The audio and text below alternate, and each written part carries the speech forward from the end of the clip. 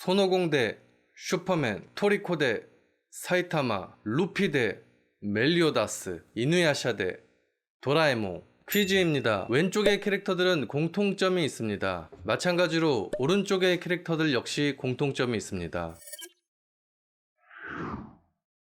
떠오르는 키워드가 있습니까? 열혈 대 냉혈. 네, 일리 있습니다만 영상 타이틀은 답이 아닙니다. 도라에몽이 열혈은 아니지만 냉혈이라 하기에도 좀 애매하지 않습니까? 본 질문을 위한 페이크 타이틀입니다. 계속 보기 갑니다. 장무기 대 고수의 강룡, 블리치의 이치고 대 켄시로, 곤프릭스 대 진모리, 베가본드의 무사시 대 바람의 검심 켄신, 강백호 대 구리코. 이쯤 되면 많은 분들이 알아차리셨을 것 같습니다. 아직도 감이 안 잡히시는 분들을 위해 마지막 힌트 드리겠습니다. 일본 아이돌 대 한국 아이돌. 네, 왼쪽은 성장형 캐릭터, 그리고 오른쪽은 완성형 캐릭터입니다. 왜 일본 아이돌은 어설프지만 성장하는 과정이 컨텐츠라고 하지 않습니까?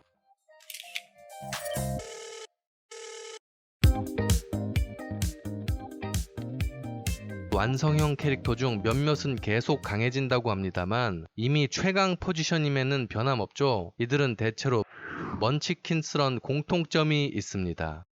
사실 주인공일 경우 성장형이어도 금세 먼치킨스러워지는 경우가 흔하긴 합니다. 여러분들은 컨텐츠를 즐기실 때 어떤 캐릭터 취향이십니까? 현실의 나에게 적용시킬 때는 어떤 캐릭터가 더 의미가 있을까요?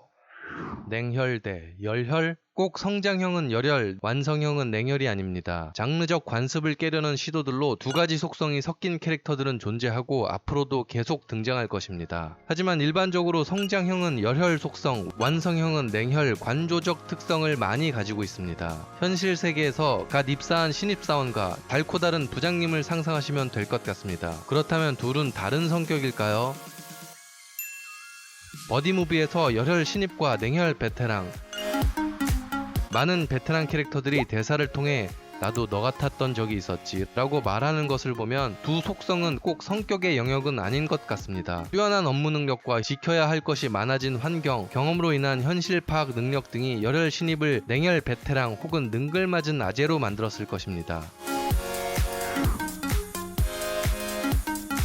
노력파 대 천재? 성장형은 노력파, 완성형은 천재? 아닙니다. 둘 다 필수 요소입니다. 천재가 노력도 겸할 때 최강자가 됩니다. 오히려 타고남이 더 중요하다고 생각합니다. 아니, 사이타마는 완성형이지만 노력형인데 팔굽혀펴기 100회, 윗몸 일으키기 100회, 스쿼트 100회, 그리고 러닝 10km. 이것을 하루도 빠짐없이 3년간 매일 하니 나는 강해져 있었다. 이건 사이타마니까 가능한 겁니다. 이렇게 한다고 사이타마처럼 절대 강해지지 않습니다. 프로 보디빌더 혹은 국가대표급 운동선수들도 각오한다면 더 이상 가능합니다. 현실 세계에서가 아니라 작중에서도 마찬가지입니다. 사이타마의 저 매뉴얼을 다른 누군가가 따라한다고 해서 리미터가 해제되고 먼치킨이 되지는 않을 것입니다. 즉 사이타마 리미터의 한계든 뭐든 남들과 다르게 타고난 특성이 중요한 것이죠.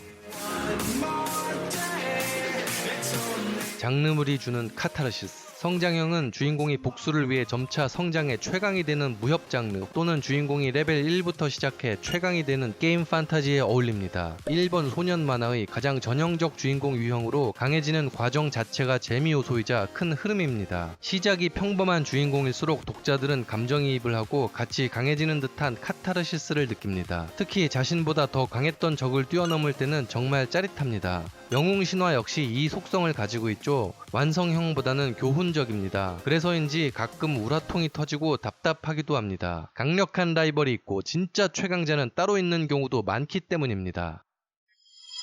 완성형 캐릭터의 변하지 않는 특성은 상대적으로 뚜렷한 캐릭터성을 얻습니다. 가장 잘 어울리는 장르물은 아마 탐정물이 아닐까 합니다. 셜록 홈즈, 김전일, 코난 등 주인공이 성장하는 것보다 주인공이 활약하고 시원하게 사건을 해결하는 것에 초점이 있습니다.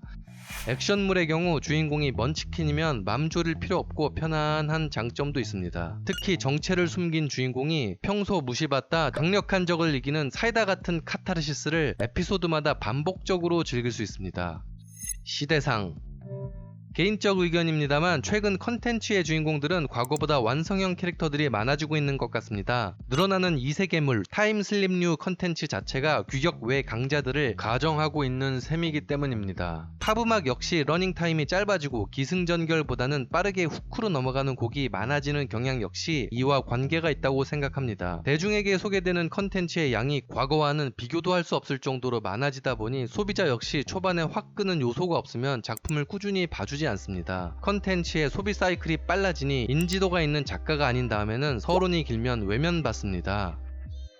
특히 양판소, 이세계물의 경우 유치하게 느껴지지만 제목만 봐도 어떤 내용인지 확 이해가 가는 작품들이 많습니다. 이유가 있는 것이죠. 내가 과거로 간다면, 먼치킨이라면 이럴 텐데 저럴 텐데. 주인공이 성장하는 과정은 이미 많이 봤으니 빨리 최강자가 되어 시원하게 적들을 쓸어버리는 대리만족의 욕구가 커진 것은 시대상 때문일까요?